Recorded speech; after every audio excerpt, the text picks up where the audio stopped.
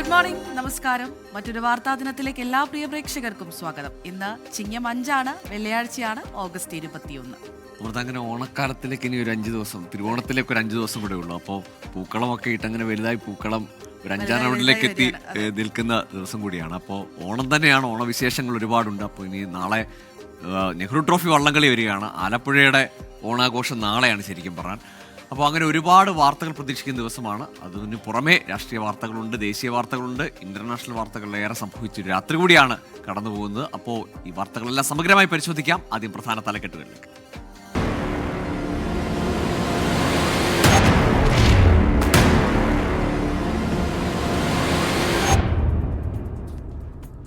ഇപ്പോൾ വിശദമായ വാർത്തകളിലേക്ക് കടക്കാം.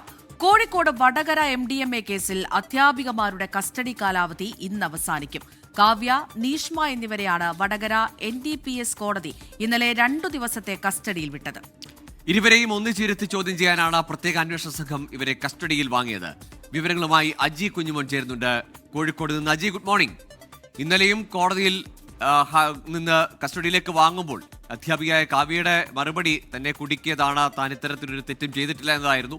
ആദ്യഘട്ടം മുതലേ മാധ്യമങ്ങളെ കാണുമ്പോൾ ഈ കേസിലെ പ്രതികളായ 3 അധ്യാപികമാരും ഇതേ കാര്യം തന്നെ ആവർത്തിക്കുന്നുമുണ്ട്.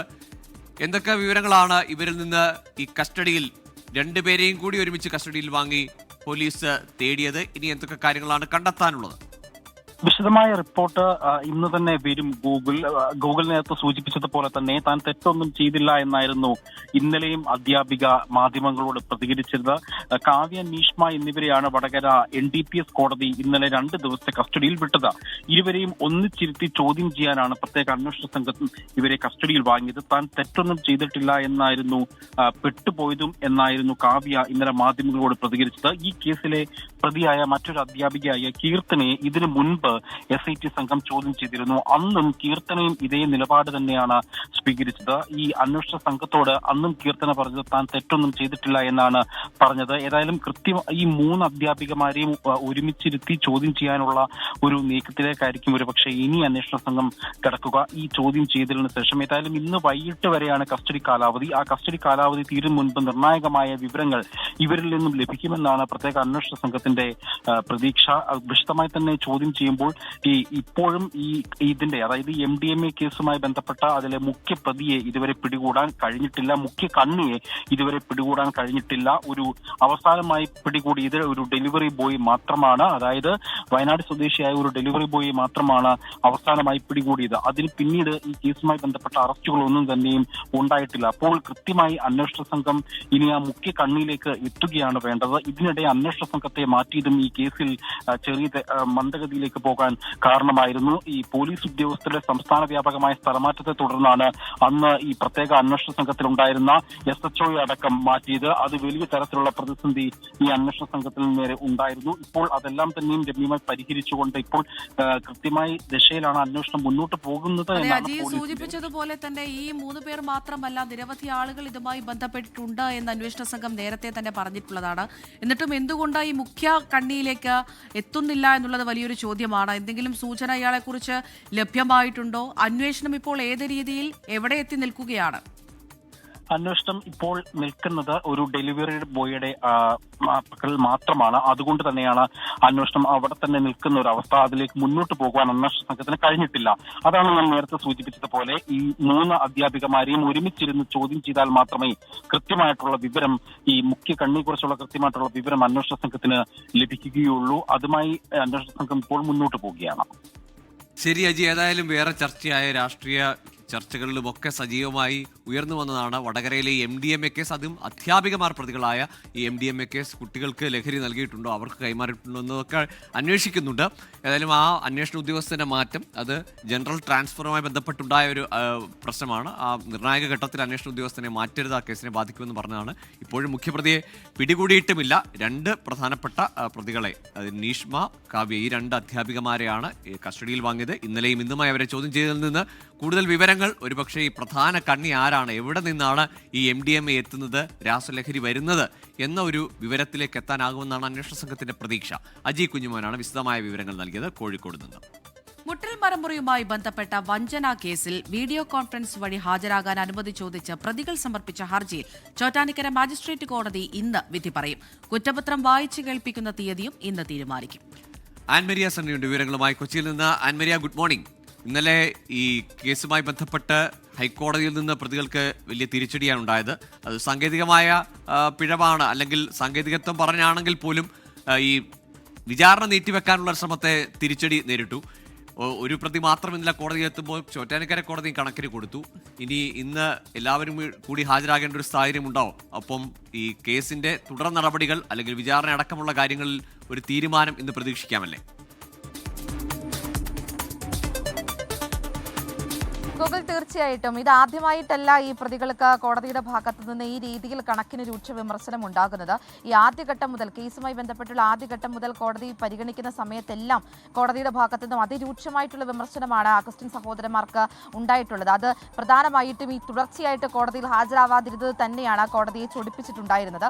പിന്നീട് 18-ാം തീയതി, അതായത് ഈ ഓഗസ്റ്റ് 18-ന് ഹാജരായിട്ടില്ല എങ്കിൽ ജാമ്യമില്ലാ വാറന്റ് കോടതി പുറപ്പെടുവിക്കുന്നു. അറസ്റ്റ് നടപടികളിലേക്ക് കടക്കാമെന്ന് അടക്കമുള്ള ഉത്തരവ് കോടതിയുടെ ഭാഗത്തു ഉണ്ടായതിന് പിന്നാലെയാണ് ഈ പ്രതികൾ കോടതിയിൽ ഹാജരാവുകയും അത് 2 ഘട്ടമായിട്ട് 2ഉം 3ഉം പ്രതികൾ ഒരു ദിവസവും പിന്നീട് 1ാം പ്രതി മറ്റൊരു ദിവസവുമാണ് കോടതിയിൽ ഹാജരായിട്ടുണ്ടായിരുന്നത്.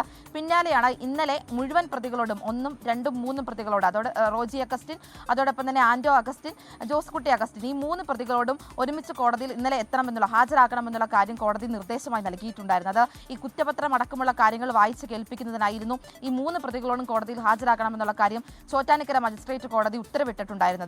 എന്നാൽ ഇതിന് പിന്നാലെ കോടതി ഈ പ്രതികൾ കോടതിയിൽ ഹാജരായിട്ടില്ല എന്ന് മാത്രമല്ല ഹൈക്കോടതിയെ സമീപിക്കുകയും ചെയ്തിട്ടുണ്ടായിരുന്നത്. ചോറ്റാനിക്കര മജിസ്ട്രേറ്റ് കോടതിക്ക് ഈ കേസ് പരിഗണന അല്ലെങ്കിൽ വിചാരണ നടപടികൾ നടത്തുന്നതിന് വേണ്ടിയിട്ടുള്ള അധികാരമില്ല എന്ന് കാണിച്ചുകൊണ്ടായിരുന്നു അതുകൊണ്ട് വിചാരണ സ്റ്റേ ചെയ്യണമെന്ന് ആവശ്യപ്പെട്ടുകൊണ്ടായിരുന്നു ഹൈക്കോടതിയെ സമീപിച്ചിട്ടുണ്ടായിരുന്നത്. എന്നാൽ ഹൈക്കോടതി അത് തള്ളുകയാണ് ചെയ്തത്. ചോറ്റാനിക്കര കോടതിയിൽ തന്നെ നിർദ്ദേശം കൊടുക്കൂ എന്നതായിരുന്നു ഈ ഹൈക്കോടതിയുടെ ഭാഗത്തു നിന്നും ഉണ്ടായിട്ടുണ്ടായിരുന്ന നിർദ്ദേശം. എന്നാൽ ചോറ്റാനിക്കര കോടതി അതിന് നൽകിയ ഉത്തരം അത് ഈ കേസ് പരിഗണിക്കുന്ന അല്ലെങ്കിൽ വിചാരണ നടത്തുന്നതിന് വേണ്ടിയിട്ടുള്ള അധികാരം അത് ചോറ്റാനിക്കര മജിസ്ട്രേറ്റ് കോടതിക്കുണ്ട് എന്നായിരുന്നു ഇന്നലെ പറഞ്ഞിട്ടുണ്ടായിരുന്നത്. അത് മാത്രമല്ല 1ാം പ്രതിയായിട്ടുള്ള റോജി അഗസ്റ്റിൻ മാത്രമാണ് ഇന്നലെ കോടതിയിൽ ഹാജരായിട്ടുണ്ടായിരുന്നത്.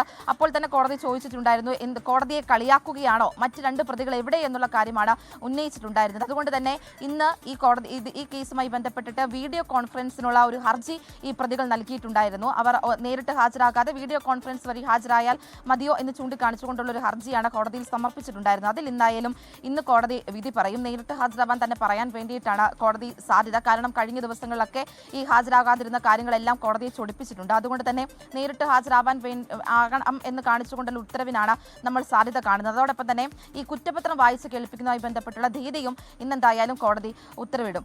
ഗോകുൽ.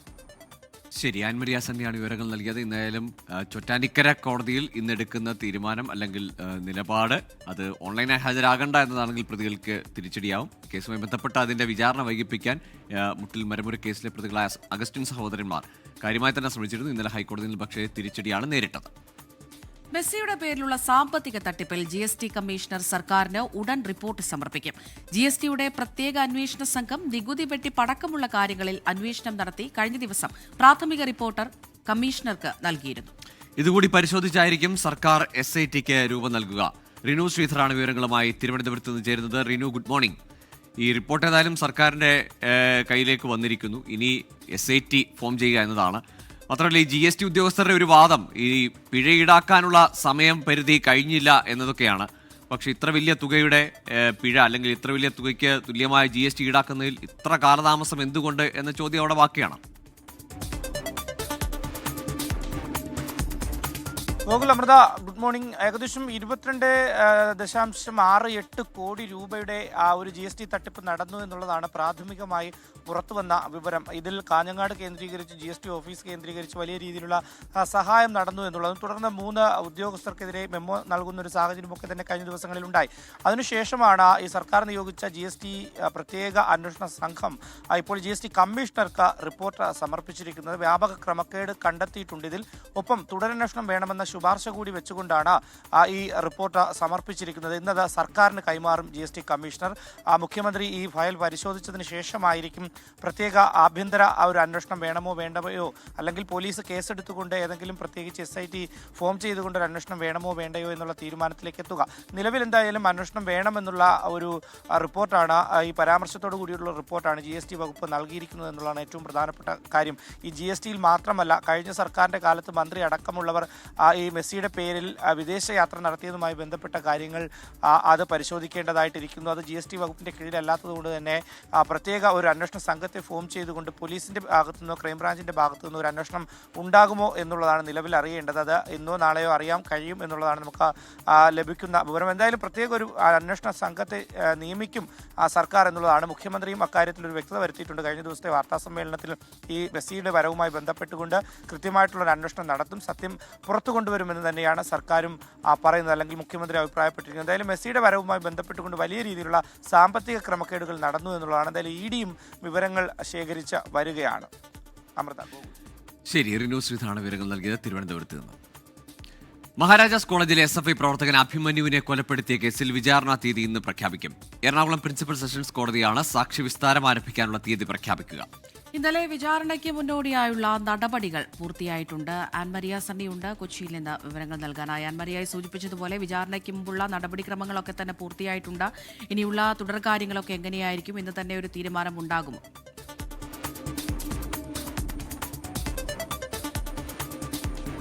അമൃത, ഈ കേസിൽ 1 മുതൽ 16 വരെ, അതായത് നേരിട്ട് പങ്കെടുത്തിട്ടുള്ള പ്രതികളുടെ വിചാരണയാണ് ആദ്യഘട്ടത്തിൽ നടക്കുക. അതിനുശേഷമായിരിക്കും ബാക്കി വിചാരണ നടപടികളും മറ്റ് നടപടിക്രമങ്ങളും എല്ലാം നടക്കുന്നത്.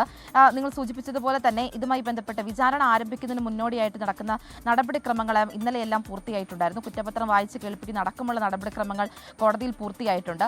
4 മാസത്തിനകം ഈ വിചാരണ പൂർത്തിയാക്കണമെന്നാണ് ഹൈക്കോടതിയുടെ നിർദ്ദേശമുണ്ട്. അതുകൊണ്ട് തന്നെ അതിവേഗത്തിൽ തന്നെ ഈ വിചാരണ നടപടികളിലേക്ക് കടക്കുക എന്നുള്ളതാണ് എറണാകുളം പ്രിൻസിപ്പൽ സെഷൻസ് കോടതിയുടെ മുന്നിലുള്ളത്. കാരണം ഈ 2018 ജൂലൈയിലാണ് അഭിമന്യു കൊലപ്പെടുന്നത്. അതിനുശേഷം ഇത്രയും കാലമായിട്ടും ഈ വിചാരണ നടപടികൾ നീണ്ടുപോകുന്നതുമായി ബന്ധപ്പെട്ട് വലിയ തരത്തിലുള്ള വിമർശനങ്ങൾ അത് പല കോണുകളിൽ നിന്നും ഉയർന്നു വന്നിട്ടുണ്ടായിരുന്നു. പല കാരണങ്ങൾ കൊണ്ടാണ് ഈ വിചാരണ നടപടികൾ വൈകിയിട്ടുണ്ടായിരുന്നത്. കാരണം നടി ആക്രമിക്കപ്പെട്ട കേസ് ഉൾപ്പെടെയുള്ളത് പരിഗണിക്കുന്നതും ഈ പ്രിൻസിപ്പൽ സെഷൻസ് കോടതിയിൽ തന്നെയാണ്. അതുകൊണ്ടാണ് ഈ വിചാരണ നടപടികൾ നീണ്ടുപോകുന്ന ഒരു സാഹചര്യം ഉണ്ടായിട്ടുണ്ടായിരുന്നത്. അത് മാത്രമല്ല, ഈ പ്രതികൾ നേരിട്ട് ഹാജരാകുന്നത് ഈ മാധ്യമങ്ങൾ ഉൾപ്പെടെയുള്ളവ ഈ ദൃശ്യങ്ങൾ പകർത്തുന്നു എന്നെല്ലാം ചൂണ്ടിക്കാണിച്ചുകൊണ്ട് പ്രതികൾ കോടതിയിൽ പലതവണയായിട്ട് വീഡിയോ കോൺഫറൻസ് വഴി ഓൺലൈനായിട്ട് ഹാജരാകാമെന്ന് കാണിച്ചുകൊണ്ട് ഹർജി നൽകുന്നു. ഈ ഹർജി പരിഗണിക്കുന്ന സാഹചര്യങ്ങളെല്ലാം ഉയർന്നു വന്നിട്ടുണ്ടായിരുന്നു. അതിനെ തുടർന്നാണ് ഈ വിചാരണ തീയതി പ്രഖ്യാപിക്കുന്നതുമായി ബന്ധപ്പെട്ട് നീണ്ടുപോവുകയും കുറ്റപത്രം വായിച്ച് കേൾപ്പിക്കുന്ന അടക്കമുള്ള കാര്യങ്ങൾ നീണ്ടുപോകുന്ന ഒരു സാഹചര്യം ഉണ്ടായിട്ടുണ്ടായിരുന്നു. എന്തായാലും ഇന്നലെയോട് കൂടി അതുമായി ബന്ധപ്പെട്ട് വിചാരണ ആരംഭിക്കുന്നതിന് മുന്നോടിയായിട്ടുള്ള എല്ലാ നടപടിക്രമങ്ങളും ഇന്നലെയോടുകൂടി തന്നെ പൂർത്തിയായിട്ടുണ്ട്. ഇന്നെന്തായാലും എറണാകുളം പ്രിൻസിപ്പൽ സെഷൻസ് കോടതി ഇതുമായി ബന്ധപ്പെട്ടുള്ള കുറ്റപത്രം വായിച്ച് കേൾപ്പിക്കും. കേസിലാകെ 26 പ്രതികളാണുള്ളത്. അതിൽ 1 മുതൽ 16 വരെയുള്ള പ്രതികളുടെ വിചാരണയാണ് ആദ്യഘട്ടത്തിൽ നടക്കുന്നത്. അമൃത. ശരി, ആൻമരിയ സണ്ണിയാണ് കൊച്ചിയിൽ നിന്ന് വിവരങ്ങൾ നൽകിയത്. കൊല്ലത്ത് ഭാര്യയുടെ സ്വകാര്യ ദൃശ്യങ്ങൾ ഭർത്താവ് വെബ്സൈറ്റുകൾക്ക് വിറ്റു എന്ന പരാതിയിൽ ഹൈക്കോടതിയെ സമീപിക്കാനൊരുങ്ങി യുവതിയുടെ കുടുംബം. അന്വേഷണത്തിൽ പോലീസ് അലംഭാവം കാണിക്കുന്നുവെന്ന് ആരോപിച്ചാണ് കുടുംബത്തിന്റെ നീക്കം. 4 വയസ്സുള്ള മകളുടെ മുന്നിൽ വെച്ച് ഭർത്താവ് ലൈംഗിക വൈകൃതങ്ങൾ കാണിക്കുകയും അത് ചിത്രീകരിക്കുകയും ചെയ്തു എന്ന പരാതിയിൽ പോക്സോ കേസ് എടുക്കണമെന്നാവശ്യപ്പെട്ട് യുവതി പരാതി നൽകിയിരുന്നു. വിവരങ്ങളുമായി സൂര്യഗായത്രിയുണ്ട് കൊല്ലത്ത് നിന്ന്. സൂര്യ, പെർവേഷൻ അറ്റ് ഇറ്റ്സ് പീക്ക് എന്ന് പറയാവുന്ന തരത്തിലുള്ളൊരു കേസാണ്, പരാതിയാണ് ഈ ഉയർന്നു വന്നത്. പക്ഷേ അക്കാര്യത്തിൽ പോലീസിനെതിരെ കൂടി ആരോപണം യുവതിയും കുടുംബവും ഉന്നയിക്കുകയാണ്. ഇനി നിയമവഴിയിൽ മുഖ്യമന്ത്രിക്കടക്കം പരാതി നൽകും എന്നത് കഴിഞ്ഞ ദിവസം സൂചിപ്പിച്ചിരുന്നു. പോലീസിൽ നിന്നില്ല, ഇനി കോടതിയുടെ ഇടപെടൽ വേണ്ട സ്ഥിതിയാണ് എന്ന നിലയിലേക്കാണോ ഈ കേസ് അന്വേഷണം പോകുന്നത്? ഈ അന്വേഷണത്തിൽ പോലീസ് അലംഭാവം കാണിക്കുന്നു എന്നുള്ള ആരോപണമാണ് കുടുംബം ഉയർത്തുന്നത്.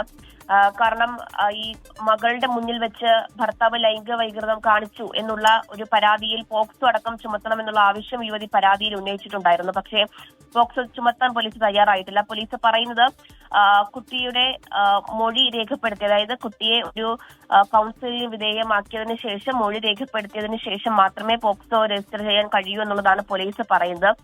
അങ്ങനെ പോലീസ് അന്വേഷണത്തിൽ അലംഭാവം കാണിക്കുന്നു എന്നുള്ള കുടുംബത്തിന്റെ ആരോപണം ഉണ്ട്.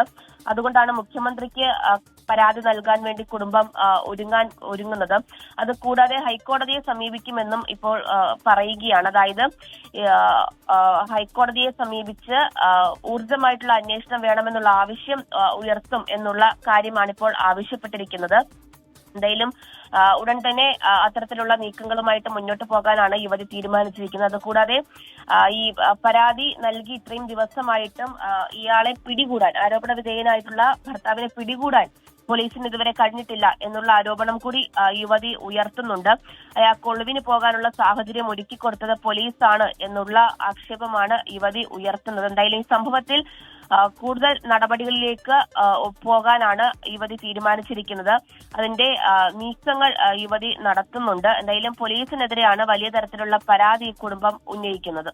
ശരി സൂര്യ, ഏതായാലും ഗുരുതരമായ പരാതിയും ആക്ഷേപവുമാണ് ആ യുവതി ഭർത്താവിനെതിരെ ഉന്നയിച്ചത്. ആ കാര്യത്തിൽ പോലീസിന്റെ ഭാഗത്തുനിന്ന് ഒരു അലംഭാവമുണ്ടായി, പോക്സോ ചുമത്തുന്നതടക്കം അതിനുള്ള സാഹചര്യങ്ങൾ അവർ വിശദീകരിക്കുന്നുണ്ട്, പരാതിയെ ഉന്നയിക്കുന്നുണ്ട്. അവിടെ പോലീസിന്റെ ഒരു ഇടപെടൽ കാര്യക്ഷമമായില്ല എന്ന ആക്ഷേപമാണ്. അതുകൊണ്ടാണ് അവർ നിയമ നടപടിയുമായി കോടതിയെ സമീപിക്കാൻ ഒരുങ്ങുന്നത്. Welcome back. ന്യൂസ് ബ്രേക്സ് തുടരുകയാണ്. വന്ദേ മാതര ആലാപന വിവാദത്തിൽ കോൺഗ്രസിനെതിരെ വിമർശനം തുടർന്ന് BJP. കോൺഗ്രസ് പുതിയ മുസ്ലിം ലീഗ് എന്നാണ് BJP ആരോപണം.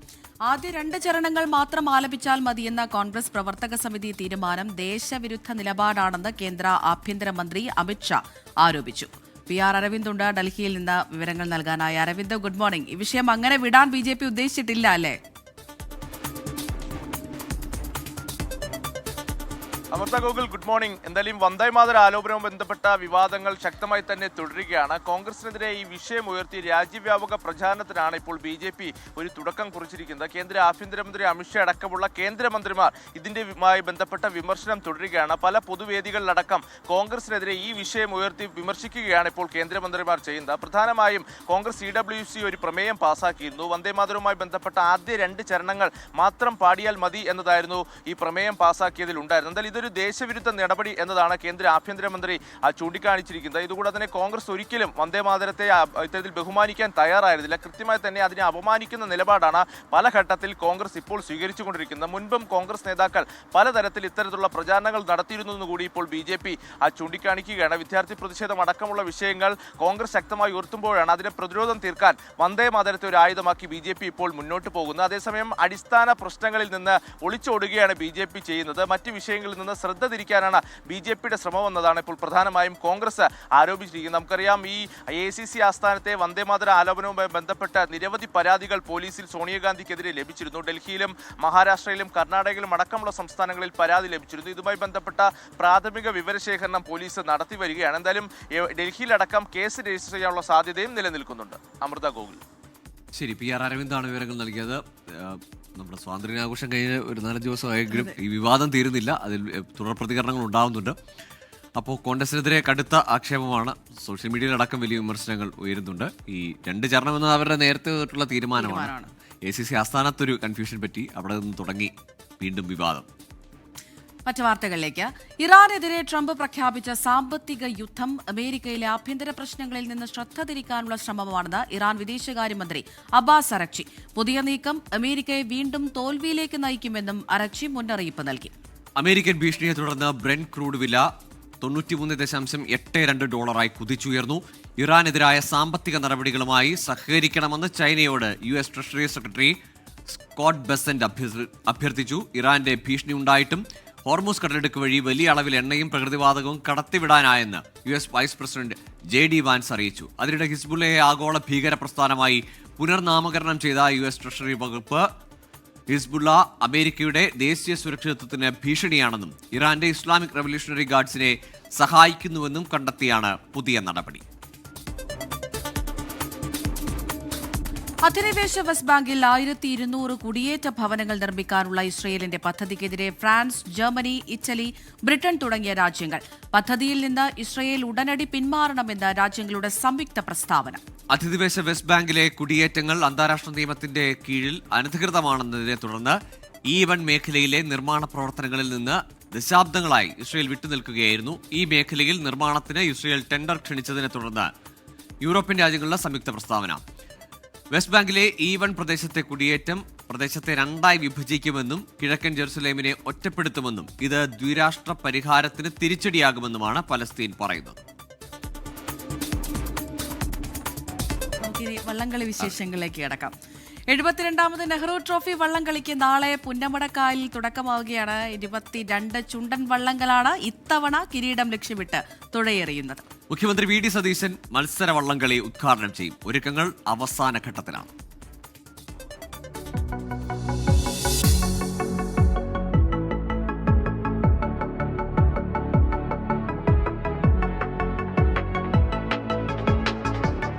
ആയിരത്തി 1952 ഇതുപോലെ കുതിച്ചെത്തിയ നടുഭാഗം ചുണ്ടനിലേക്ക് സാക്ഷാൽ പണ്ഡിറ്റ് ജവഹർലാൽ നെഹ്റു ചാടിക്കേറി.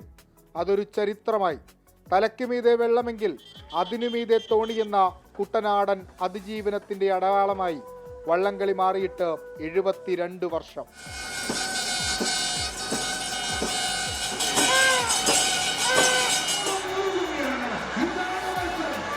നല്ല ഒരു ഹരമായിരുന്നു. പക്ഷെ ഇപ്പം അതിനുള്ള ഹരമല്ല, എല്ലാവർക്കും കുറഞ്ഞിരിക്കുകയാണ്. മറ്റേ ഈ ചെറുമുറിയൊക്കെ നിറഞ്ഞു നിൽക്കുമായിരുന്നു വള്ളങ്ങളും ബോട്ടുകളും കൊണ്ട്. ഇന്ന് ആ ചെറുമുറിയെല്ലാം വിടവാ മുഴുവൻ, ആളില്ല. കൈനഗിരിയിലും കരുവാറ്റയിലും കുമരകത്തുമെല്ലാം ഒരൊറ്റ വായ്ത്താരി മാത്രം. നെഹ്റു ട്രോഫിക്ക് വള്ളമിറക്കണം, കപ്പടിക്കണം, കരകാക്കണം. അതിന് കൊടുക്കേണ്ടത് ജീവനെങ്കിൽ അതിനും തയ്യാർ. ഹൃദയം കൊണ്ട് തുഴയെറിയുന്ന കുറേയേറെ മനുഷ്യർ.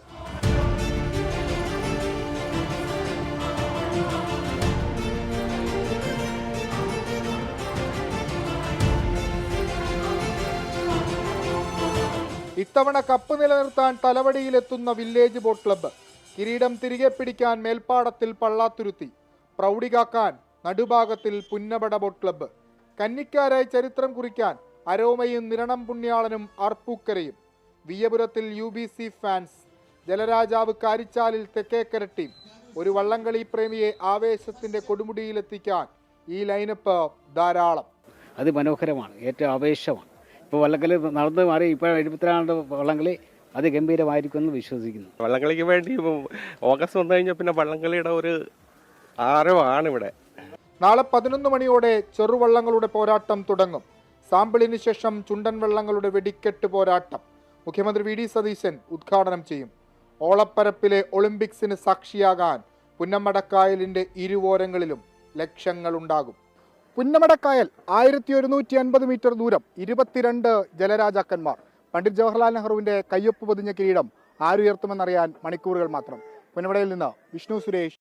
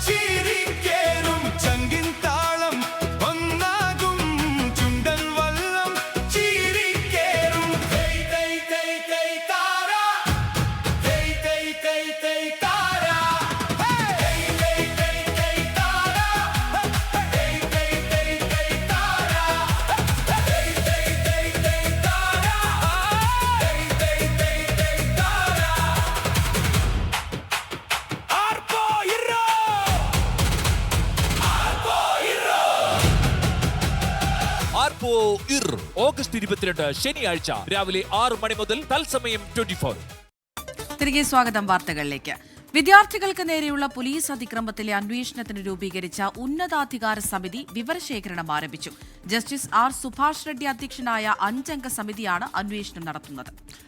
വിവരങ്ങളുമായി PR അരവിന്ദ് ചേരുന്നു ഡൽഹിയിൽ നിന്ന്. Aravind, good morning again. അപ്പോൾ സമിതിയായിരിക്കുന്നു. സമിതിയുടെ പരിഗണനയിൽ പക്ഷേ ഈ സമരക്കാർ നടത്തിയ അതിക്രമം അല്ലെങ്കിൽ അവരുടെ ഭാഗത്തുനിന്ന് അക്രമം ഉണ്ടായി എന്ന ആരോപണം കൂടി അന്വേഷണത്തിന്റെ പരിധിയിൽ വരുമെന്ന് വിവരം.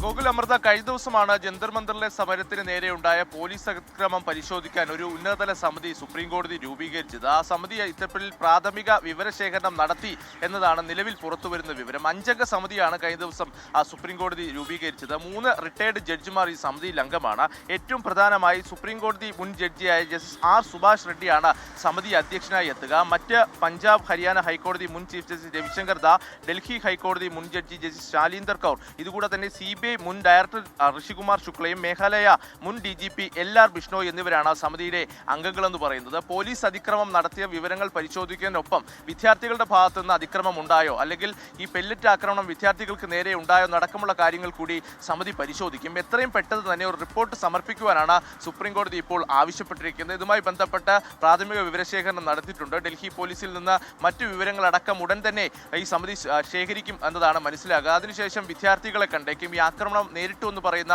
വിദ്യാർത്ഥികളെ നേരിട്ട് കാണും. പൂർണ്ണമായ വിവരശേഖരണത്തിന് ശേഷമാകും ഒരു റിപ്പോർട്ട് സമിതി സമർപ്പിക്കുക. അതിനുശേഷം അന്തിമ തീരുമാനത്തിലേക്ക് സുപ്രീം കോടതി എത്തും. എന്തായാലും അമിതമായ ബലപ്രയോഗം നടന്നിട്ടുണ്ടോ, കൃത്യമായ പ്രോട്ടോകോൾ അടക്കം പാലിച്ചുകൊണ്ടാണോ ഇത്തരത്തിലുള്ള ഉപയോഗം പോലീസ് നടത്തിയത്, ഇതുകൂടാതെ തന്നെ എന്താണ് വിദ്യാർത്ഥികളുടെ ഭാഗത്തുനിന്നുണ്ടായ നിലപാട് അടക്കമുള്ള കാര്യങ്ങൾ കൃത്യമായി സമിതിയുടെ റിപ്പോർട്ടിലുണ്ടാകും. അതിന്റെ അടിസ്ഥാനത്തിൽ തുടർ നടപടികൾ കർശനമായി തന്നെ സ്വീകരിക്കുമെന്നതാണ് നിലവിൽ സുപ്രീം കോടതി അറിയിച്ചിരിക്കുന്നത്. അമൃത ഗോകുൽ.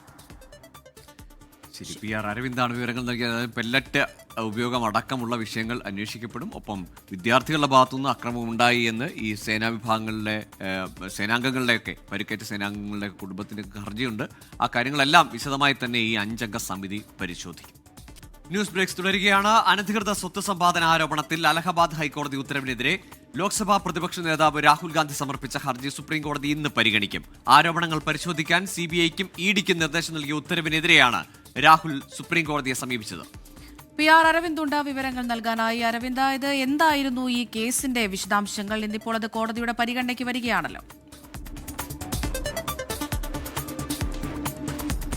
അമൃത ഗോകുൽ, അനധികൃത സ്വത്ത് അത്തരത്തിൽ രാഹുൽ ഗാന്ധി സമ്പാദിച്ചു എന്ന് ആരോപിച്ചാണ് അലഹബാദ് ഹൈക്കോടതിയിൽ ഒരു ഹർജി എത്തുകയും ഇതിലൊരു പ്രാഥമിക വിവരശേഖരണം നടത്താൻ EDയോടും CBIയോടും അലഹബാദ് കോടതി നിർദ്ദേശം നൽകുകയായിരുന്നു. ഇതിന്റെ അടിസ്ഥാനത്തിൽ ഇരു അന്വേഷണ ഏജൻസികളും നടപടികളുമായി മുന്നോട്ട് പോവുകയും ഇതിനെതിരെയാണ് രാഹുൽ ഗാന്ധി സുപ്രീം കോടതിയെ സമീപിക്കുകയും ചെയ്തത്. എന്തായാലും കഴിഞ്ഞ തവണ ഈ ഹർജികൾ പരിഗണിച്ചപ്പോൾ താൽക്കാലികമായി ഈ കേസിലെ നടപടികൾ സുപ്രീം കോടതി തടഞ്ഞിരുന്നു. സുപ്രീം കോടതിയുടെ ഒരു ഉത്തരവ് ഉണ്ടാകുന്നത് വരെ EDയോ CBIയോ ഈ കേസുമായി ബന്ധപ്പെട്ട റിപ്പോർട്ട് സമർപ്പിക്കരുത് എന്നതാണ് നിലവിൽ കോടതി ചൂണ്ടിക്കാണിക്കുന്നത്. അതേസമയം CBIയും EDയും നോട്ടീസ് കഴിഞ്ഞ ദിവസം തന്നെ കോടതി അയച്ചിരുന്നു. ഇതിലൊരു വിശദമായ മറുപടി ഒരുപക്ഷെ ഈ അന്വേഷണ ഏജൻസികൾ ഇന്ന് കോടതിയിൽ സമർപ്പിക്കുമെന്നതാണ് നമുക്ക് നിലവിൽ മനസ്സിലാകുന്നത്. എന്തായാലും നേരത്തെ തന്നെ കോടതിയിൽ CBI വ്യക്തമാക്കിയത് ഗുരുതരമായ കണ്ടെത്തലുകൾ ഉണ്ടെന്നും ഇത്തരത്തിൽ അനധികൃതമായ സ്വത്ത് രാഹുൽ ഗാന്ധി ഇത്തരത്തിൽ സമ്പാദിച്ചു എന്നതാണ്. എന്തായാലും എന്തുകൊണ്ട് കേസ് രജിസ്റ്റർ ചെയ്തില്ല എന്ന ചോദ്യം സുപ്രീം കോടതിയുടെ ഭാഗത്തുനിന്നുണ്ടായി. ഇതിന് പിന്നാലെയാണ് താൽക്കാലികമായി നടപടികൾ സ്റ്റേ ചെയ്തത്. എന്തായാലും ഇന്ന് വിശദമായ വാദം കേൾക്കും. അതിനുശേഷം തുടർ നടപടികൾ സുപ്രീം കോടതി സ്വീകരിക്കുമെന്നതാണ് കഴിഞ്ഞ തവണ വ്യക്തമാക്കിയിരിക്കുന്നത്. എന്തായാലും അനധികൃത സ്വത്ത് സമ്പാദിച്ചു എന്ന കേസിലാണ് ഇപ്പോൾ അപ്പീലുമായി രാഹുൽ സുപ്രീം കോടതിയിൽ എത്തുകയും അതിന്റെ വാദമടക്കം ഇന്ന് നടക്കാൻ പോവുകയും ചെയ്യുന്നത്. ഗോകുൽ അമൃത. ശരി, PR അരവിന്ദാണ് വിവരങ്ങൾ നൽകിയത് ഡൽഹിയിൽ നിന്ന്. ഇന്ന് മുതിർന്ന പൗരന്മാരുടെ ദിനമാണ്. മുതിർന്ന പൗരന്മാർ സമൂഹത്തിൽ ചെലുത്തുന്ന ആഴത്തിലുള്ള സ്വാധീനത്തെ ആദരിക്കുകയും അംഗീകരിക്കുകയും ചെയ്യേണ്ടതിന്റെ ആവശ്യകതയാണ് ഈ ദിനം നമ്മെ ഓർമ്മിപ്പിക്കുന്നത്. There is an indefinable, mysterious power that pervades everything.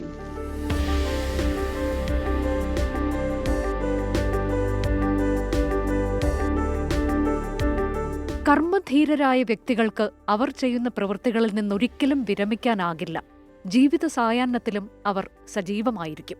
ജീവിതത്തിൽ തങ്ങൾക്കിഷ്ടപ്പെട്ടത് തങ്ങളാലാകുന്ന കാലത്തോളം ചെയ്യാൻ അവർ കൊതിക്കും. തളരാത്ത സമരവീര്യത്തിന്റെ പ്രതീകമായിരുന്നു മഹാത്മാഗാന്ധിയെങ്കിൽ മലയാളികളായ ജസ്റ്റിസ് VR കൃഷ്ണയ്യരും ക്യാപ്റ്റൻ കൃഷ്ണൻ നായരുമെല്ലാം മരണം വരെ അവരുടെ കർമ്മമേഖലകളിൽ സജീവമായിരുന്നു.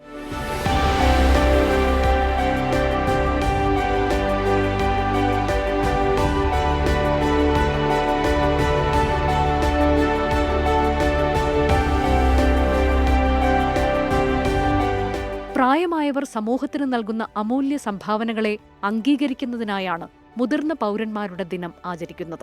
1990-ൽ ഐക്യരാഷ്ട്രസഭയാണ് ഈ ദിനാചരണത്തിന് ആഹ്വാനം ചെയ്തത്. വയോജനങ്ങൾ നേരിടുന്ന വെല്ലുവിളികളെക്കുറിച്ച് അവബോധം സൃഷ്ടിക്കുന്നതിനും അവരുടെ അവകാശങ്ങൾക്ക് വേണ്ടി വാദിക്കുന്നതിനുമാണ് ഈ ദിനം. ഇന്ത്യയിൽ 60 വയസ്സിന് മേൽ പ്രായമുള്ള 14.9 കോടി മുതിർന്ന പൗരന്മാരാണ് ഉള്ളത്. വയോജനങ്ങളെ കേട്ട് അവരെ ചേർത്ത് പിടിച്ച് ഒരു വയോജന സൗഹൃദ ലോകം നമുക്ക് പടുത്തുയർത്താം. Research desk 24.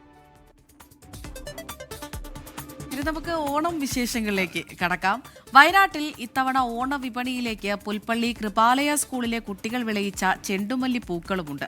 സ്കൂൾ വളപ്പിൽ പൂക്കൾക്കായി അവർ കൃഷിയിടമൊരുക്കിയപ്പോൾ ചെണ്ടുമല്ലികൾ അവർക്കായി വസന്തമൊരുക്കി.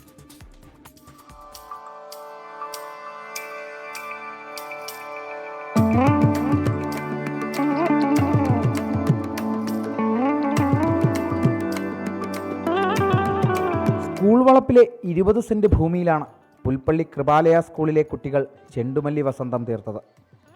ഓണത്തിന് സ്വന്തം പൂക്കൾ എന്ന ലക്ഷ്യത്തോടെയാണ് വിദ്യാർത്ഥികൾ വിത്തിട്ടത്.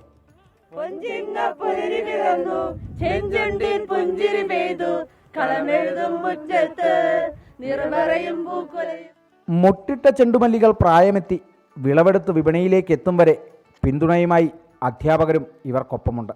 നമ്മുടെ കുട്ടികൾക്ക് ഒരു പൂക്കളം അവരുടെ കണ്ണിനൊരു ആകർഷണം, അവരുടെ മനസ്സിന്, അവരുടെ ജീവിതത്തിന് ഒക്കെ ഒരു ആകർഷണം, ഒരു സന്തോഷം ഉണ്ടാകുക എന്നുള്ളതാണ് പ്രധാനപ്പെട്ടുള്ള ഞങ്ങൾ ഉദ്ദേശം വെക്കുന്നത്. നമ്മുടെ കൃപാലയ സ്കൂളിനെ കുറിച്ചുള്ള ഒരു ആഭിമുഖ്യം വളർത്താനും അതുപോലെ തന്നെ ഞങ്ങളുടെ മക്കളെ കാണുമ്പോൾ ഞങ്ങളുടെ മക്കളൊക്കെ ഇത്ര കാര്യങ്ങൾ ചെയ്യുന്നുണ്ട് എന്ന് മറ്റുള്ളൊരു സമൂഹത്തിനൊരു വിലയിരുത്തൽ നടത്തുന്നതിനും കൂടി വേണ്ടിയിട്ടാണ് ഞങ്ങളൊരു സംരംഭത്തിന് തുടക്കം കുറിച്ചത്.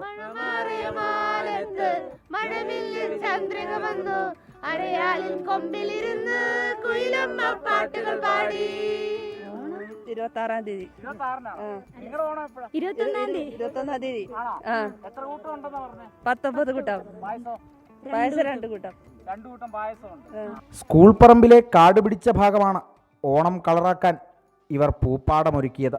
വിളവെടുപ്പും വൻ ആഘോഷമാണ്. പുളകം കൊള്ളുക തുമ്പപ്പൂവേ, പൂക്കളിൽ നീയേ ഭാഗ്യവതി വൈലോപ്പള്ളിയുടെ വരികളാണ്. ഈ കുട്ടികളുടെ പൂന്തോട്ടത്തിലുള്ള ഈ പൂക്കളാണ് ശരിക്കും ഭാഗ്യവതികൾ. കാളിദാസൻ ദേവദത്തം, 24 വയനാട്. ഈ കാഴ്ച, ഈ സ്റ്റോറി കണ്ടപ്പോഴേ ഈ കോളേജിലെ സ്കൂളിലേക്ക് ഓണാഘോഷം പൂക്കള മത്സരമൊക്കെ ഓർമ്മ വന്നു. അതിന്റെ ഒരു വർഷങ്ങൾക്ക് മുമ്പ് അത് പറയുന്നില്ല, ഒരുപാട് വർഷമായിട്ടില്ലെന്ന് മാത്രം പറയാം. അതെ, ഏതായാലും ഓണത്തിന്റെ തിരക്കുകളിലേക്ക് നമ്മൾ കടന്നു കഴിഞ്ഞു എന്ന് വേണം മനസ്സിലാക്കാൻ. 5 ദിവസം അത്തം കഴിഞ്ഞിട്ട് ഇപ്പോൾ ഇത് 5 ദിവസം കഴിഞ്ഞിരിക്കുന്നു. ഇനിയിപ്പോൾ 5 ദിവസം മാത്രമാണ് ബാക്കിയുള്ളത്. അപ്പോൾ അക്ഷരാർത്ഥത്തിൽ ആ തിരക്കുകളിലേക്ക് ആ വീടുകളെല്ലാം തന്നെ എത്തിച്ചേരാനുള്ള സാധ്യതകളൊക്കെ കാണുന്നുണ്ട്. ഇപ്പം സ്കൂൾ അടയ്ക്കുന്ന ദിവസം കഴിഞ്ഞാൽ പിന്നെ ഫുൾ ഓണം വൈബായല്ലോ വീടുകളിലും. അപ്പോൾ എറണാകുളം പ്രസ് ക്ലബ്ബും ഓണാഘോഷം സംഘടിപ്പിച്ചു. ആ ഓണാഘോഷം ജസ്റ്റിസ് ദേവൻ രാമചന്ദ്രൻ ഉദ്ഘാടനം ചെയ്തു. ഓണം പോലെ വേർതിരിവുകളില്ലാത്ത ആഘോഷങ്ങളാണ് സമൂഹത്തെ ഒന്നിപ്പിക്കുന്നതെന്ന് ജസ്റ്റിസ് ദേവൻ രാമചന്ദ്രൻ പറഞ്ഞു. സഹോദരൻ അയ്യപ്പൻ എഴുതിയ ഏറ്റവും പ്രശസ്തമായ ഓണ പാട്ടിൽ മാവേലി നാട് വാണിടും കാലം മനുഷ്യരെല്ലാവരും ഒരുപോലെ എന്ന് പറയുന്നതും ആമോദത്തിൻ്റെ സമയം, വ്യാധിയില്ലാത്തൊരു സമയം, ബാലമരണങ്ങളില്ലാത്തൊരു സമയം എന്ന് പറഞ്ഞത് അതൊരു വെറും സ്ലോഗൻ മാത്രമല്ല, അതൊരു പ്രത്യാശയുടെ ഒരു കോളാണ്. അത് ഗവേണൻസിൻ്റെ ഒരു പ്ലെഡ്ജും കൂടി ആയിരിക്കണം. അതായത് ഇനിയെങ്കിലും നമ്മൾ നമ്മുടെ നാടിനെ അതുപോലെ ആക്കി മാറ്റാനുള്ള ഒരു ശ്രമം നടത്തും എന്നുള്ള ഒരു പ്രത്യാശ, ഒരു കോളാണെന്നാണ് എൻ്റെ ഒരു വിശ്വാസം. Kochi mayor V K Minimol, Hibi Eden MP, MLA-മാർ, ജില്ലാ collector G Priyanka, city police commissioner Kaliraj Mahesh Kumar തുടങ്ങിയവർ പങ്കെടുത്തു. ഓണാഘോഷത്തോടനുബന്ധിച്ച് നടത്തിയ വടംവലി മത്സരത്തിൽ 24 ടീം ജേതാക്കളായി.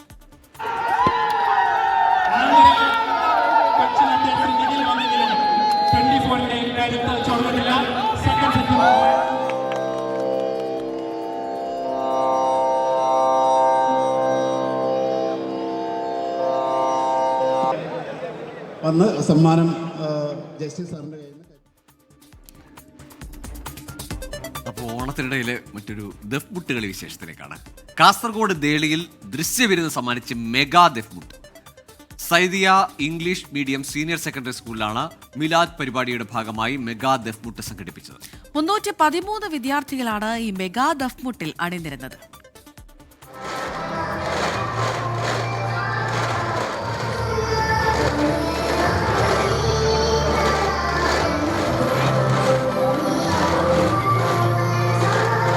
Deli Saadiya English medium senior secondary സ്കൂളിലെ വിവിധ ക്ലാസ്സുകളിലെ കുട്ടികൾക്ക് പ്രത്യേകം പരിശീലനം നൽകിയാണ് ദഫ്മുട്ടിൽ അണിനിരത്തിയത്. പഠനത്തിൻ്റെ ഇടവേളകളിൽ ഓരോ ബാച്ച് തിരിച്ചായിരുന്നു പരിശീലനം. 324 കുട്ടികളെ നമ്മൾ ഓരോ ബാച്ചുകളായിട്ട് ആദ്യം 50 കുട്ടികളെ വിളിച്ചു. 50 കുട്ടികൾക്ക് പരിശീലനം നൽകി. അതിന് ശേഷം വീണ്ടും 50 കുട്ടികൾ വിളിച്ച്, അങ്ങനെ അവസാനം ഒന്നായിട്ട് എല്ലാ കുട്ടികളും ഒന്നായി ക്ഷണിച്ചതിന് ശേഷം ഒന്നായി പരിശീലനം കൊടുത്തു.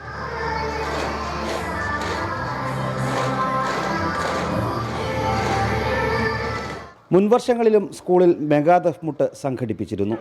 മഹാനായ മുത്തു മുഹമ്മദ് മുസ്തഫ സല്ലല്ലാഹു അലൈഹി വസല്ലമയെ മദീനയിൽ എതിരേറ്റത് ദഫ് മുട്ടി തലാൽ ബദ്രു എന്ന ആ ഒരു പ്രസിദ്ധമായ പ്രശസ്തമായ കവിതാരൂപത്തോടെയാണ്. ദൃശ്യവിരുന്ന് കാണാൻ വിദ്യാർത്ഥികളും അധ്യാപകരും രക്ഷിതാക്കളും ഉൾപ്പെടെ നൂറുകണക്കിന് ആളുകളാണ് എത്തിയത്. 24 കാസർഗോഡ്.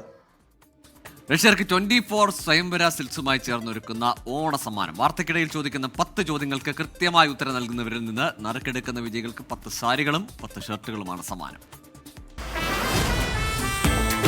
പ്രേക്ഷകർക്ക് ഓണസമ്മാനവുമായി 24. വാർത്തകൾക്കിടയിലെ ചോദ്യങ്ങൾക്ക് QR കോഡ് സ്കാൻ ചെയ്ത് ഉത്തരം നൽകും. 24 സ്വയംവര സിൽക്സ് ഓണക്കോടി നേടും. ദിവസവും 10 സാരിയും 10 ഷർട്ടും സമ്മാനം. 24 സ്വയംവര സിൽക്സ് ഓണക്കോടി. ഓണക്കോടിക്കായുള്ള ഈ മണിക്കൂറിലെ ചോദ്യം ഇതാണ്: എത്രാമത് നെഹ്റു ട്രോഫി വള്ളംകളിയാണ് നാളെ പുന്നമടക്കായലിൽ നടക്കുന്നത്? ചോദ്യം ഒരിക്കൽ കൂടി: എത്രാമത് നെഹ്റു ട്രോഫി വള്ളംകളിയാണ് നാളെ പുന്നമടക്കായലിൽ നടക്കുന്നത്? സിമ്പിൾ ചോദ്യമാണ്. വേഗം സ്ക്രീനിൽ കാണുന്ന QR കോഡ് സ്കാൻ ചെയ്യുക, ഉത്തരങ്ങൾ അയക്കുക.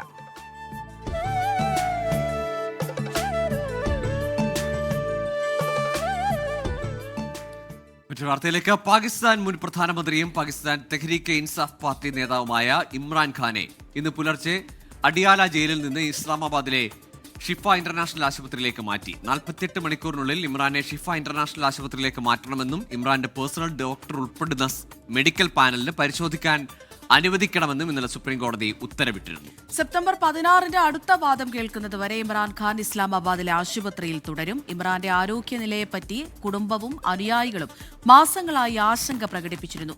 ഇമ്രാന്റെ വലതു കണ്ണിന് കാഴ്ച ഗണ്യമായി കുറഞ്ഞതായും ആരോഗ്യം വഷളായതായും ഇമ്രാന്റെ അഭിഭാഷകർ സുപ്രീം കോടതിയെ അറിയിച്ചിരുന്നു. പറഞ്ഞതേ ഉള്ളൂ ഈ ക്യാമ്പസ് ഓണത്തെ പറ്റിയിട്ട് അത്തരത്തിലൊരു വൈബ് കാഴ്ചയിലേക്കാണ്. ക്യാമ്പസ് ഓണം എന്ന് പറഞ്ഞാൽ അതൊരു പ്രത്യേക വൈബാണ്, ആകെ ഒരു അടിച്ചുപൊളി. അവിടെ മലയാളികൾ മാത്രമല്ലെങ്കിലോ രാജ്യത്തിന്റെ വിവിധ സംസ്ഥാനങ്ങളിൽ നിന്നുള്ളവരുടെ കൂട്ടായ്മയുടെ ഓണമാണ് കാസർകോട്ടെ കേരള കേന്ദ്ര സർവകലാശാലയിൽ അരങ്ങേറിയത്.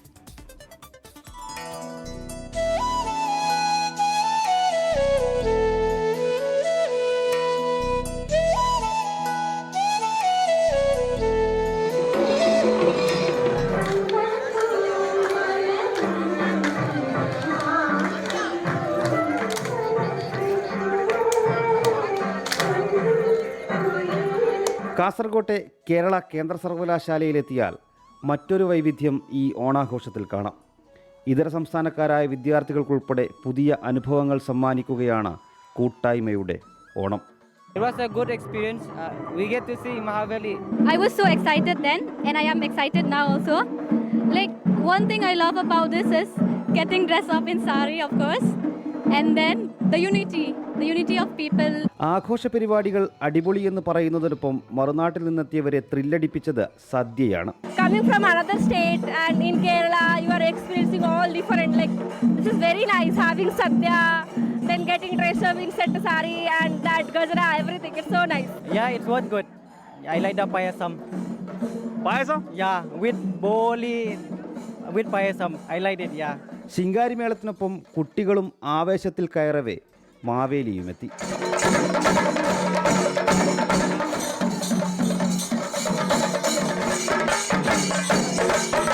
ഓണം പൂക്കളുടേതും നിറങ്ങളുടേതും മാത്രമല്ല, എല്ലാ വിഭാഗം ആളുകളെയും കൂട്ടിച്ചേർക്കുന്നത് കൂടിയാണ്. അങ്ങനെ വിവിധ നാടുകളിൽ നിന്നെത്തിയ ആളുകളെയെല്ലാം ഒന്നിച്ചു ചേർത്തുകൊണ്ട് മനോഹരമായ ഒരു ഓണമാണ് കേരള കേന്ദ്ര സർവകലാശാലയിൽ ആഘോഷിക്കുന്നത്. പെരിയ കേന്ദ്ര സർവകലാശാല ക്യാമ്പസിൽ നിന്നും വിജയ് ഷണങ്കൂറിനൊപ്പം പ്രദീപ് നാരായണൻ, 24. അപ്പോൾ അത് കളറായി. അപ്പോൾ കേരളത്തിൻ്റെ ദേശീയാഘോഷം എന്ന് പറഞ്ഞാൽ ദേശീയാഘോഷമാണ് ശരിക്കും കേന്ദ്ര സർവകലാശാലയിൽ. അവിടെ വിവിധ സംസ്ഥാനങ്ങളിലുള്ള കുട്ടികൾ, വിദ്യാർത്ഥികളാണ്. അവരെല്ലാവരും അങ്ങനെ ഒത്തുചേർന്ന് ആഘോഷിക്കുന്നതിൻ്റെ മനോഹരമായ ദൃശ്യങ്ങളാണ് പ്രദീപ് നാരായണൻ നമ്മളുമായി പങ്കുവച്ചത്. നമുക്ക് മറ്റ് വാർത്തകളിലേക്ക് കടക്കാം. ഛത്തീസ്ഗഡിലും ചോദ്യപേപ്പർ ചോർച്ച. റായ്പൂർ ഇന്ദിരാഗാന്ധി കാർഷിക സർവകലാശാലയിൽ BSc അഗ്രികൾച്ചർ 2ാം വർഷ പരീക്ഷയുടെ ചോദ്യപേപ്പറാണ് ചോർന്നത്. വിദ്യാർത്ഥി സംഘടനകളുടെ പ്രതിഷേധത്തിന് പിന്നാലെ പരീക്ഷ റദ്ദാക്കി. പോലീസിൽ പരാതി നൽകിയിരിക്കുകയാണ് സർവകലാശാല. PR അരവിന്ദ് ചേരുന്നുണ്ട് വിശദാംശങ്ങളുമായി ഡൽഹിയിൽ നിന്ന്. അരവിന്ദ്, ഇതിപ്പോൾ ഇങ്ങനെ തുടർച്ചയായി പല ചോദ്യപേപ്പറുകൾ ചോരുന്നു, ഇത്ര വലിയ പ്രതിഷേധങ്ങളും പ്രക്ഷോഭങ്ങളും ഉണ്ടാകുന്നു, പുതിയ നിയമനിർമ്മാണം വരുന്നു, ശിക്ഷ കടുപ്പിക്കുന്നു, എന്നിട്ടും ഒരു കാര്യവുമില്ലാത്ത സ്ഥിതി. ഗോകുൽ അമൃത, ഇപ്പോൾ ഛത്തീസ്ഗഡിൽ നിന്നാണ് ഏറ്റവും അവസാനമായി ഒരു ചോദ്യപേപ്പർ ചോർച്ചയുടെ വിവരം പുറത്തു വരുന്നത്. റായ്പൂരിലെ ഇന്ദിരാഗാന്ധി കാർഷിക സർവകലാശാലയിലെ ചോദ്യപേപ്പറുകളാണ് ചോർന്നതായ ഒരു ആരോപണം ഇപ്പോൾ ശക്തമായിരിക്കുന്നത്. കഴിഞ്ഞ ദിവസമാണ് ഈ പരീക്ഷ നടന്നത്. രാവിലെ 9:30 മുതൽ പരീക്ഷ ആരംഭിച്ചിരുന്നു. വിദ്യാർത്ഥികൾ പരീക്ഷ പൂർത്തിയാക്കുകയും ചെയ്തു. പക്ഷേ ഈ പരീക്ഷ നടക്കുന്നതിന് മണിക്കൂറുകൾക്ക് മുമ്പാണ് ഒരു വാട്സാപ്പിൽ ചില ചോദ്യങ്ങൾ പ്രചരിച്ചത്. ആ ചോദ്യങ്ങളിലെ 70% ചോദ്യങ്ങളും പരീക്ഷയ്ക്ക് വന്നു എന്നതാണ് ഏറെ പ്രധാനപ്പെട്ട കാര്യം. അപ്പോൾ കൃത്യമായി ചോദ്യപേപ്പർ ചോർന്നിരുന്നു എന്ന ഒരു സംശയമാണ് ഇപ്പോൾ നിലവിലുള്ളത്. എന്തായാലും പരീക്ഷ നിലവിൽ സർവകലാശാല റദ്ദാക്കിയിട്ടുണ്ട്. വിവിധ വിദ്യാർത്ഥി സംഘടനകൾ വലിയ പ്രതിഷേധമാണ് ഈ വിഷയവുമായി ബന്ധപ്പെട്ട് ഉയർത്തിയത്. AVUP അതുപോലെ തന്നെ NSU അടക്കമുള്ള വിദ്യാർത്ഥി സംഘടനകൾ ശക്തമായ പ്രതിഷേധം ഉയർത്തിയിരുന്നു. ഇതിന് പിന്നാലെ പരീക്ഷ റദ്ദാക്കിയതായി സർവകലാശാല അറിയിക്കുകയും പിന്നാലെ പോലീസിൽ പരാതി നൽകുകയും ചെയ്തിട്ടുണ്ട്. എന്തായാലും കൃത്യമായ പരിശോധനകൾ അടക്കം നടക്കുന്നുവെന്നതാണ് പോലീസ് ഈ ഘട്ടത്തിൽ വ്യക്തമാക്കിയിരിക്കുന്നത്. സംസ്ഥാനത്തെ 34 കോളേജുകളിലായി നടന്ന 2ാം വർഷ ഇത്തരത്തിൽ BSc അഗ്രികൾച്ചർ പരീക്ഷയാണ് റദ്ദാക്കിയത്. എൻഡമോളജി പരീക്ഷ ആണ് റദ്ദാക്കിയിരിക്കുന്നത്. എന്തായാലും കൃത്യമായ അന്വേഷണം നടക്കുമെന്നും ഇവർക്ക് ഇതിന് പിന്നിൽ പ്രവർത്തിച്ചവർക്കെതിരെ നടപടിയെടുക്കുമെന്നതാണ് നിലവിൽ പോലീസ് അറിയിച്ചിരിക്കുന്നത്. എന്തായാലും പ്രാഥമികമായ വിവരശേഖരണമെല്ലാം പോലീസ് നടത്തിയിട്ടുണ്ട്. വാട്സാപ്പ് അടക്കം പരിശോധിച്ച് വരികയാണെന്നും പോലീസ് വ്യക്തമാക്കിയിട്ടുണ്ട്. ഗോകുൽ അമൃത. ശരി അരവിന്ദ്, ഏതായാലും ശിക്ഷകൾ കടുപ്പിക്കുമ്പോഴും പുതിയ നിയമനിർമ്മാണം ഉണ്ടാക്കുമ്പോഴും ഒന്നും ഈ പരീക്ഷകൾ ചോർത്തുന്ന വിദ്യാർത്ഥികളെ പരിഹസിക്കുന്ന ഈ വിദ്യാർത്ഥികളുടെ കഷ്ടപ്പാടിനെ ആകെ പല്ലിളിച്ച് കാട്ടുന്ന ഈ പരിപാടി, ഈ ചോർച്ചാ പരിപാടി തുടരുകയാണ്. ദുബായ് നഗരത്തിൽ കൂടുതൽ മേഖലകളിലേക്ക് സർവീസ് വ്യാപിപ്പിച്ച് ഡ്രൈവറില്ല റോബോ ടാക്സികൾ. ജുബൈറ, അൽവാസൽ റോഡുകൾക്ക് പിന്നാലെ കരാമ ഉൾപ്പെടെയുള്ള സമീപ പ്രദേശങ്ങളിലേക്കും പരീക്ഷണയോട്ടം വ്യാപിപ്പിച്ചതായി RTA അറിയിച്ചു. ഇനി മുതൽ ഊബർ ആപ്പ് വഴിയും ഡ്രൈവറില്ലാ ടാക്സികൾ ബുക്ക് ചെയ്യാനാകും.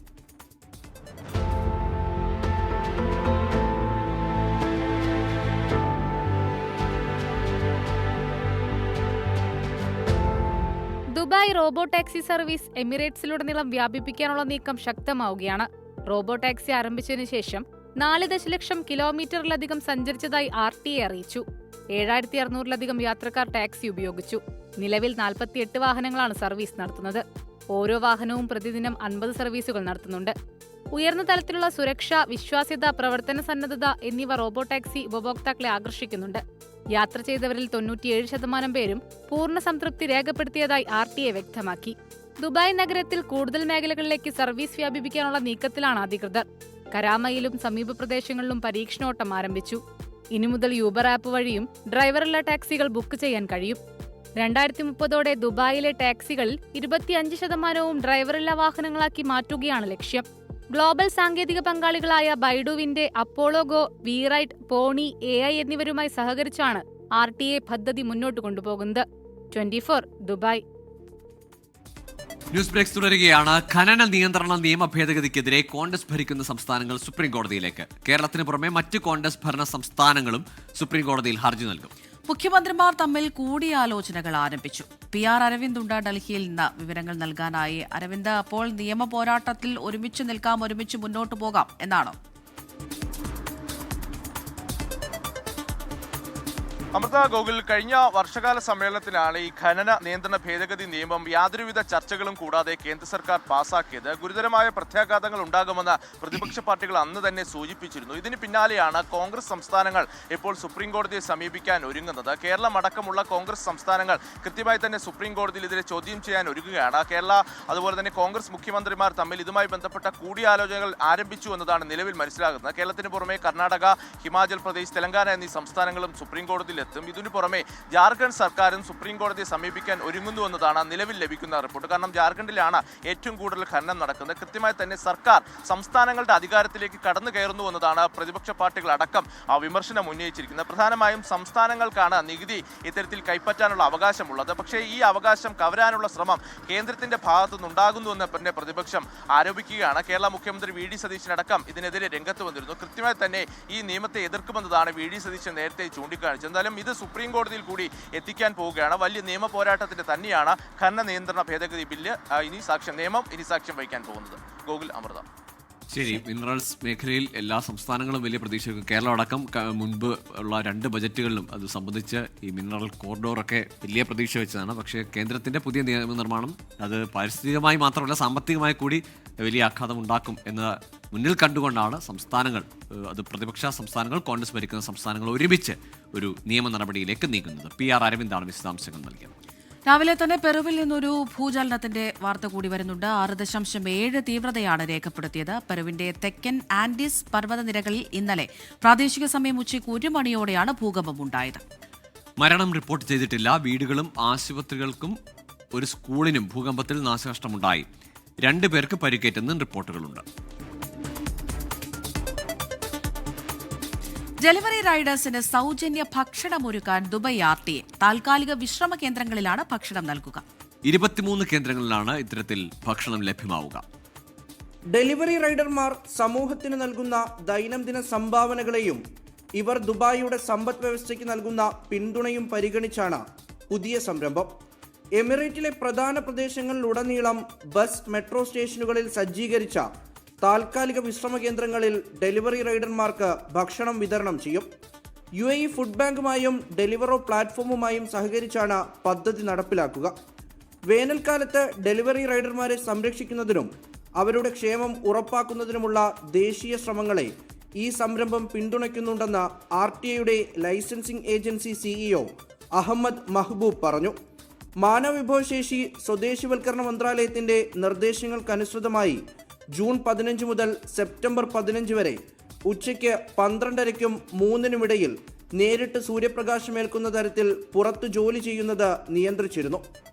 ഈ മിഡ് ഡേ ബ്രേക്ക് നിയമത്തെ പിന്തുണയ്ക്കുന്നത് കൂടിയാണ് പദ്ധതി. Gold souk, Satwa, Al Jafiliya, Qusais, Karama bus station, Rashidiya, Al Furjan, DMCC, BurJuman, Ibn Battuta തുടങ്ങിയ മെട്രോ സ്റ്റേഷൻ എന്നിവിടങ്ങളിലെ 23 കേന്ദ്രങ്ങളിലാണ് ഭക്ഷണം ഏർപ്പെടുത്തുക. രാജ്യത്തിന്റെ സാമ്പത്തിക സാമൂഹ്യ ഘടനയുടെ അനിവാര്യ ഘടകമാണ് ഡെലിവറി തൊഴിലാളികളെന്ന് UAE ഫുഡ് ബാങ്കിലെ എക്സിക്യൂട്ടീവ് ടീം മേധാവി മനൽ ഒബൈദ് ബിൻ യാറുഫ് പറഞ്ഞു. വേനൽക്കാലത്ത് തൊഴിലാളികളെ ചൂടിൽ നിന്നും ക്ഷീണത്തിൽ നിന്നും സംരക്ഷിക്കുന്നതിനുള്ള ശ്രമങ്ങളുടെ ഭാഗമായി RTA ഇതിനോടകം 5000-ലധികം മെഡിക്കൽ കിറ്റുകൾ വിതരണം ചെയ്തിരുന്നു.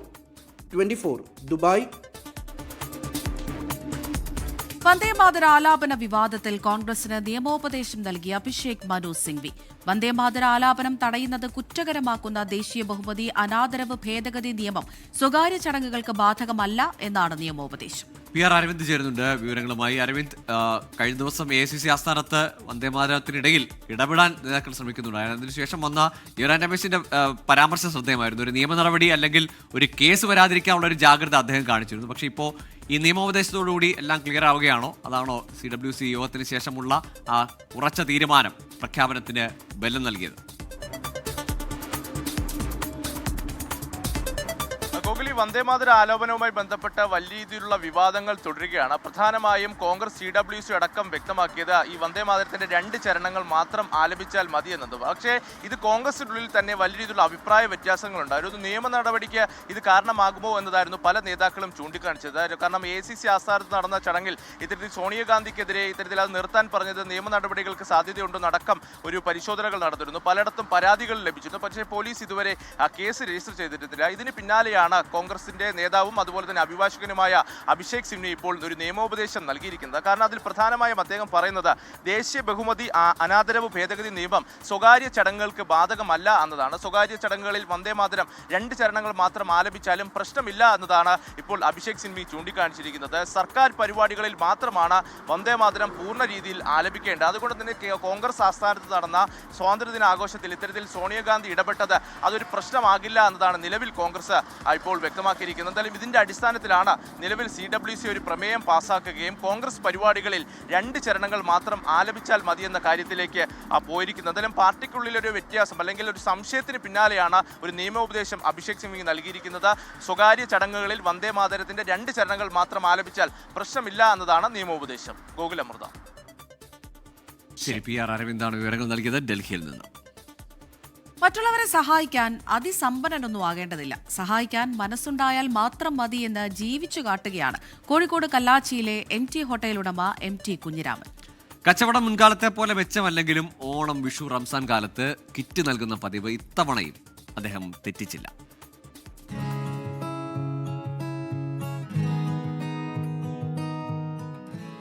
പതിനാറ് വർഷം മുൻപ് 5 പേർക്കായി ആരംഭിച്ച കിറ്റ് വിതരണം ഇത്തവണ 170 കുടുംബങ്ങളിൽ എത്തി നിൽക്കുന്നു.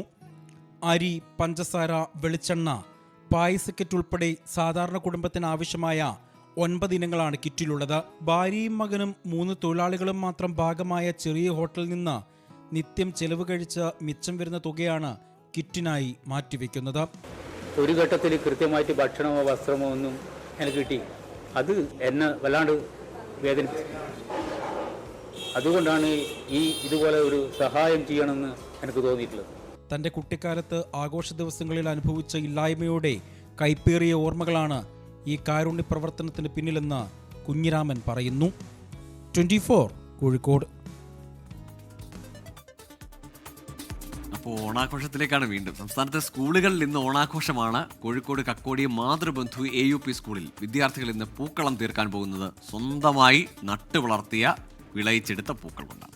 മഞ്ഞ, ഓറഞ്ച് ചെണ്ടുമല്ലികൾ, വാടാർമല്ലി തുടങ്ങിയവയാണ് പൂക്കളം ഒരുക്കാനായി വിളവെടുത്തത്. ഓണത്തിന് പൂക്കളം ഒരുക്കാൻ സ്വന്തം ചെണ്ടുമല്ലിയും വാടാമല്ലിയും ആദ്യമായി പൂക്കൃഷി ഇറക്കിയ കക്കോടി മാതൃബന്ധു AUP സ്കൂളിൽ വിദ്യാർത്ഥികൾ 100 മേനി കൊയ്തു. വിദ്യാർത്ഥികൾക്ക് കൃഷിയോടുള്ള താല്പര്യം വർദ്ധിപ്പിക്കാൻ ലക്ഷ്യമിട്ടാണ് സ്കൂളിൽ പൂക്കൃഷി തുടങ്ങിയത്. നട്ടുനനച്ചു വളർത്തിയ ചെടികളിൽ പൂക്കൾ വിരിഞ്ഞു നിൽക്കുന്ന മനോഹര കാഴ്ച ഇനിയും കൃഷി ചെയ്യാനുള്ള പ്രചോദനമെന്നാണ് വിദ്യാർത്ഥികൾ പറയുന്നത്.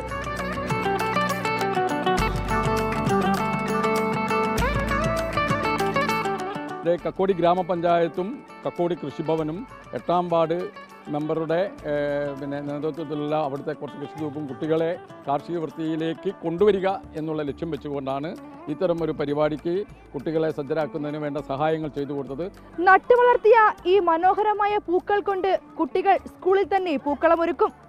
ക്യാമറാമാൻ അനൂപിനൊപ്പം വർഷ ഗിരീഷ്, 24 കോഴിക്കോട്.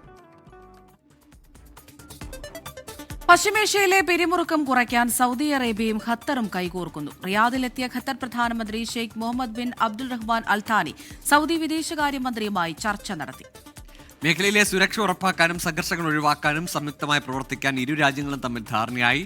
തർക്കങ്ങൾ പരിഹരിക്കാൻ ഖത്തറും പാകിസ്ഥാനും നടത്തുന്ന മധ്യസ്ഥ ശ്രമങ്ങൾക്ക് യോഗം പിന്തുണ പ്രഖ്യാപിച്ചു. സമുദ്രപാതകളുടെ സുരക്ഷ ഉറപ്പാക്കാനും ഗതാഗതം തടസ്സമില്ലാതെ മുന്നോട്ട് കൊണ്ടുപോകാനും ഒന്നിച്ചു നീങ്ങും. വരും ദിവസങ്ങളിലും കൂടുതൽ ചർച്ചകൾ നടത്തി ഒരേ നിലപാടോടെ മുന്നോട്ട് പോകാനാണ് ഇരു രാജ്യങ്ങളുടെയും തീരുമാനം.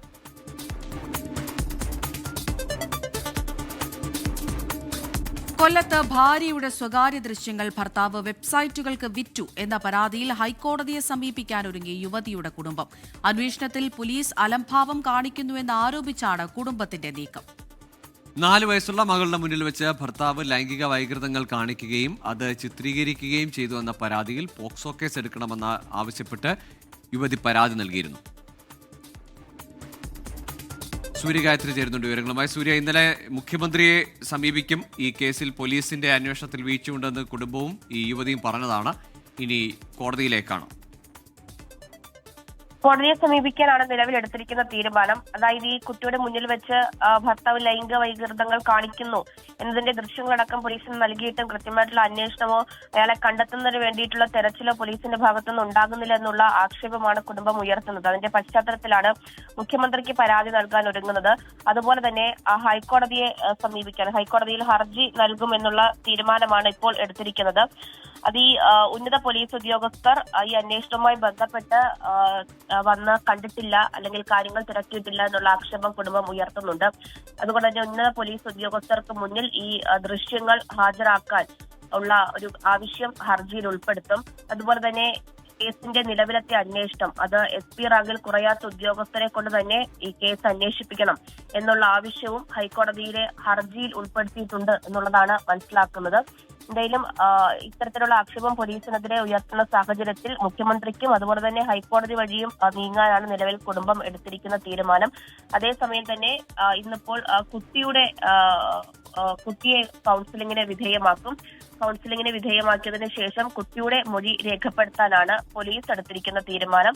അതിനുശേഷമായിരിക്കും പോക്സോ അടക്കം ചുമത്തണോ എന്നുള്ള കാര്യത്തിൽ പോലീസ് ഒരു തീരുമാനം. പോലീസിന്റെ ഭാഗത്ത് നിന്ന് വലിയ അലംഭാവം ഉണ്ടാകുന്നു എന്നാണ് യുവതിയും കുടുംബവും പറയുന്നത്. ഇനിയിപ്പോൾ കോടതിയെ സമീപിക്കാനാണ് നീക്കം. സൂര്യഗായത്രിയാണ് വിവരങ്ങൾ നൽകിയത്.